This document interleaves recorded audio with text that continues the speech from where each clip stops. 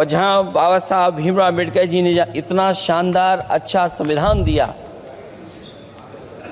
वहीं डॉक्टर अम्बेडकर ने स्पष्ट कहा था, जो हमारे माननीय मंत्री जी ने भी सत्ता पक्ष से वो बात रखी और कहा था, संविधान कितना भी अच्छा हो, यदि उसे लागू करने वाले लोग अच्छे नहीं होंगे तो परिणाम अच्छे नहीं निकलेंगे। हम लोग तो उस पक्ष के धर लोग हैं,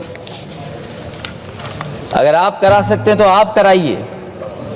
नहीं अध्यक्ष महोदय, जब कभी भी हम लोगों को मौका मिलेगा तो जाति जनगणना कराने का काम हम लोग करेंगे। सामाजिक न्याय समाज के अनुसूचित जाति, अनुसूचित जनजाति और अन्य पिछड़े वर्गों को न्याय दिलाने का बड़ा असर आरक्षण था, उसे समाप्त कर दिया गया है। आउटसोर्सिंग और कॉन्ट्रैक्ट बेसिस पर थोड़ी बहुत नौकरियां जो दी जा रही हैं, उनमें दलितों और पिछड़ों का कोई आरक्षण नहीं है। शिक्षण संस्थाओं और विश्वविद्यालय में प्रोफेसर्स और वाइस चांसलर के चयन के समय इनके आगे लिख दिया जाता है, एक नया शब्द का इजाद हुआ, NFS, नॉट फाउंड सुटेबल। सरकारी उपक्रम भेज दिए, प्राइवेट उपक्रमों में कोई आरक्षण नहीं है। भीमराव अम्बेडकर जी, उनको श्रद्धांजलि अर्पित करते हैं हुए जिन्होंने संविधान को देने का काम किया।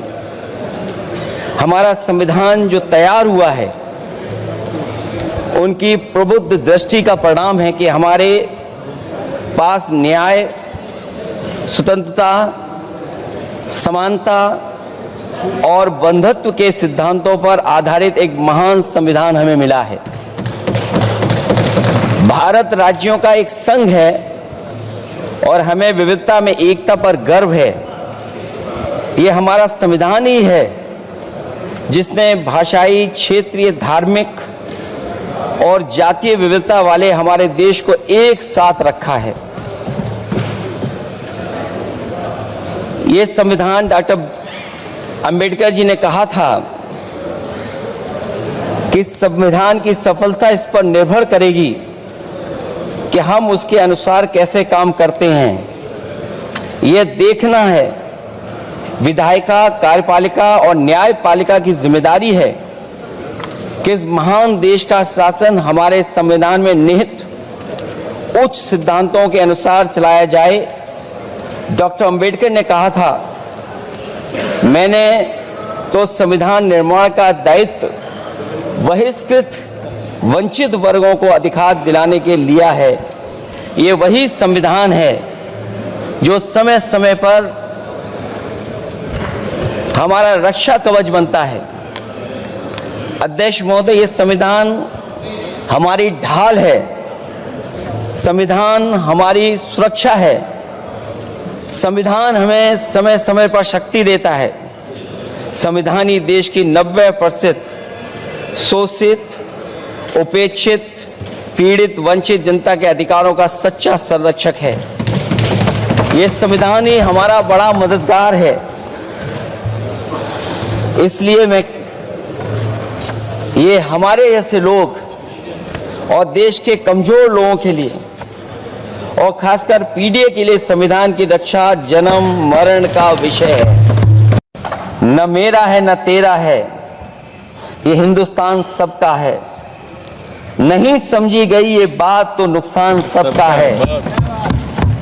हजारों रास्ते खोजे गए उस तक पहुंचने के, मगर पहुंचे हुए ये कह गए भगवान सबका है।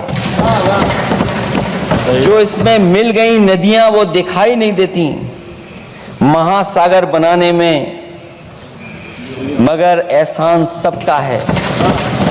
अनेकों रंग, खुशबू, नस्ल के फल फूल पौधे हैं, मगर उपवन की इज्जत, आबरू, ईमान सबका है।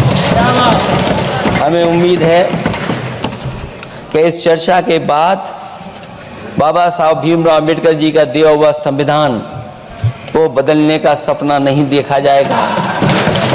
साथ ही साथ डॉक्टर राममनोहर लोहिया, जिन्होंने समाजवादी आंदोलन का रास्ता दिखाया, नेताजी ने जो संघर्ष कर करके हम लोगों को उस जगह पहुंचाया, वहीं लोकनायक जयप्रकाश जी ने इस देश को आगे बढ़ाने के लिए समय समय पर संपूर्ण क्रांति का आह्वान देकर के जागरूक किया।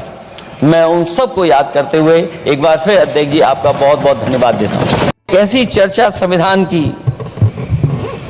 जो है बिना प्रधान की,